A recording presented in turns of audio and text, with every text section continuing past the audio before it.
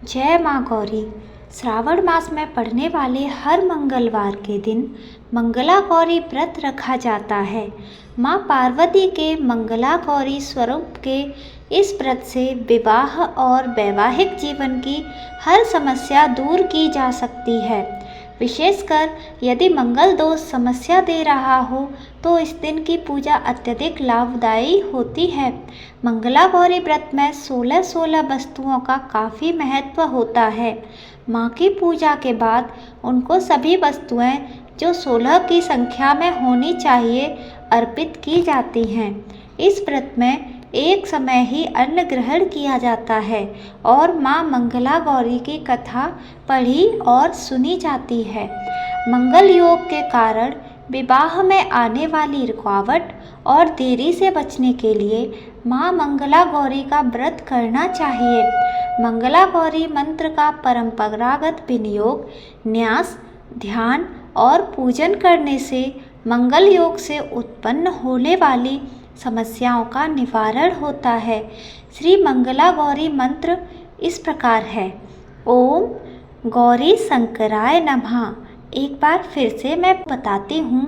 ओम गौरी शंकराय नमः। इस मंत्र का आप जाप करें और अष्टगंध तथा चमेली की कलम से भोजपत्र पर लिखित श्री मंगला गौरी पूजन यंत्र की स्थापना कर विधिवत पूजन से संकटों से मुक्ति मिलती है।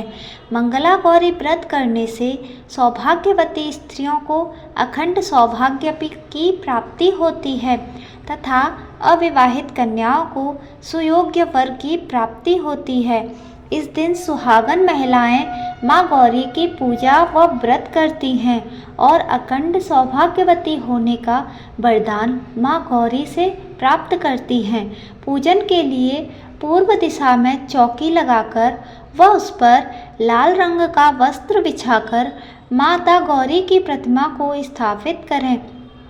तत्पश्चात माता के समक्ष षोडशोपचार अर्पित कर और घी का दीपक प्रज्वलित कर उनकी आरती करें। यह व्रत सावन माह से ही शुरू किया जाता है और माना जाता है कि सावन में श्रद्धापूर्वक इस व्रत को करने व मंगला गौरी का विधिवत पूजन से विवाह और वैवाहिक जीवन से जुड़ी हर समस्या का समाधान माँ गौरी करती हैं। इसी प्रकार अब हम सुनते हैं माँ गौरी की व्रत कथा।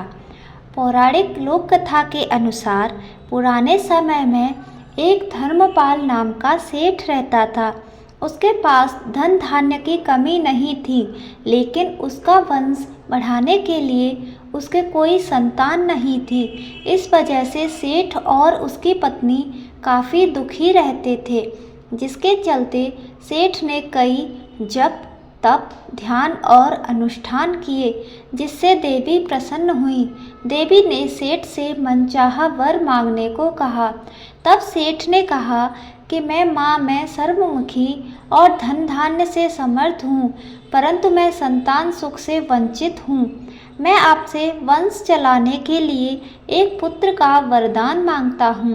देवी ने कहा, सेठ तुमने यह बहुत दुर्लभ वरदान मांगा है, पर तुम्हारे तप से प्रसन्न होकर मैं तुम्हें वरदान तो दे देती हूँ, परंतु तुम्हारा पुत्र केवल 16 साल तक ही जीवित रहेगा। यह बात सुनकर सेठ और सेठानी काफ़ी दुखी हुए, लेकिन उन्होंने वरदान स्वीकार कर लिया। माँ गौरी के वरदान से सेठानी गर्भवती हुई और उन्होंने एक अत्यंत सुंदर पुत्र को जन्म दिया। सेठ ने अपने पुत्र का नामकरण संस्कार किया और उसका नाम चिरायु रखा। समय बीतता गया और सेठ सेठानी को पुत्र की मृत्यु की चिंता सताने लगी। तब किसी विद्वान ने सेठ से कहा कि यदि वह अपने पुत्र का विवाह एक ऐसी कन्या से करा दे जो माता मंगला गौरी का व्रत रखती हो तथा इसका नियम पूर्वक श्रद्धापूर्वक पालन करती हो, इसके फलस्वरूप कन्या के व्रत के प्रभाव से उसके वर को दीर्घायु प्राप्त हो जाएगी। सेठ ने विद्वान की बात मानकर अपने पुत्र का विवाह एक ऐसी कन्या से ही कराया जो कि माता मंगला गौरी का विधि पूर्वक व्रत करती थी एवं सभी नियमों का पालन करती थी। इसके परिणाम स्वरूप चिरायु का अकाल मृत्यु दोष स्वतः ही समाप्त हो गया और धर्मपाल सेठ के पुत्र नामानुसार चिरायु हो उठा। इस तरह जो भी पूरे श्रद्धा भाव से माँ मंगला गौरी का व्रत रखता है और उसकी कथा सुनता या पढ़ता है, उसकी सभी इच्छाएं पूर्ण होती हैं। जय माँ मंगला गौरी।